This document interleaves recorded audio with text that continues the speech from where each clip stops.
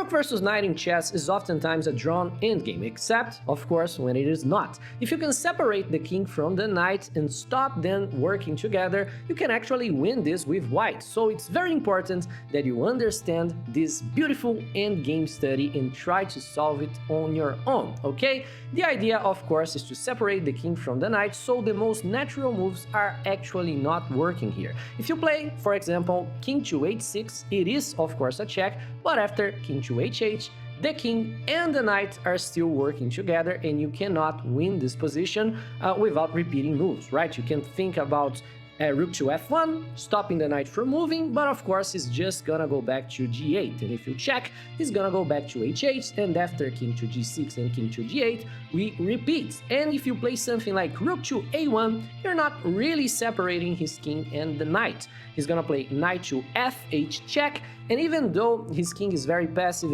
even though you're gonna play rook on the 7th rank, rook on the 1st rank, there really isn't much progress to be done here by white. The only winning idea is to realize that the rook is already perfectly positioned, and even if he's gonna play knight f8 check, you can always count on a counter check. You can play rook to g2 or g3 or g4, for instance, for the winning position. After rook to d2, of course, the opponent can play knight f8 check, but there is a chess tactic called the counter check, and after king to f6, you're officially separating the king from the knight. After king to h7 or king to h8, you're gonna win this game by checkmate.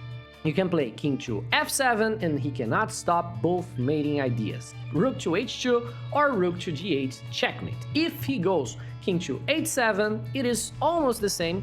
After king to f7, you are of course threatening the knight and threatening checkmate, and he cannot defend both ideas. Download the Chessy app for more beautiful endgame studies that are gonna level up your chess like this one.